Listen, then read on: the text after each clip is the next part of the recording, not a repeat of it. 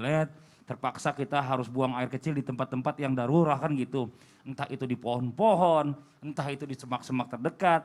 Nah bagaimana hukumnya nih ya, jika kita terpaksa membuang hadas berupa air kecil maupun air besar di pohon atau mungkin di tempat jalanan atau di pinggir jalan atau di semak-semak tadi.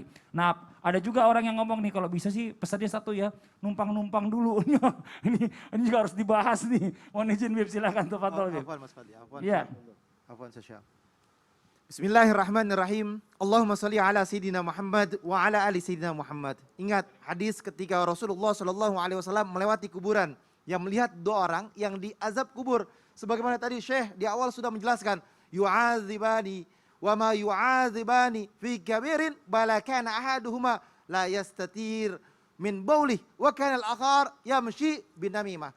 Mereka berdua ini disiksa. Mereka menganggap bahwa itu bukan perkara besar.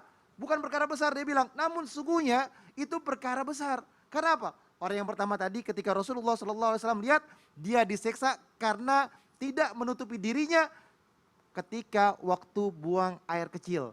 Jadi dia tidak menutupi dirinya, dia kencing sembarangan. Dan yang kedua, diazab, disiksa karena suka mengadu domba. Imam Nawawi dijelaskan di dalam kitabnya mengartikan, orang yang pertama itu tidak berhati-hati. Tidak berhati-hati ketika dia kencing.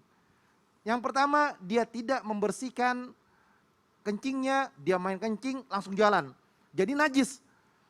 Nempel di dalam pakaiannya dan juga keluar di baulnya itu, kencingnya itu ada di tempat yang tergenang.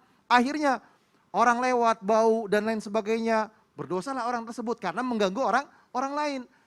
Yakni manusia harus mengerti dan memahami orang ataupun manusia yang dimana dia kencing sembarang, aktsaru azabil gobri fil bauli, jelas aktsar yang paling banyak ini yang disiksa oleh Allah Subhanahu wa taala dalam azab kubur adalah mereka perkara kencing padahal hal yang sepele.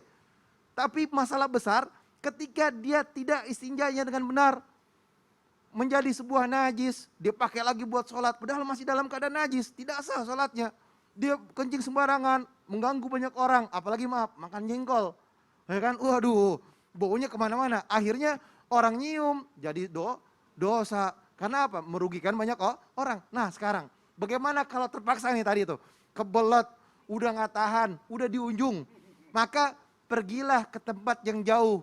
Rasulullah Shallallahu Alaihi Wasallam ketika dalam hadisnya, ayo tempat yang jauh kalau mau kencing, cari tempat yang jauh, nggak kelihatan orang.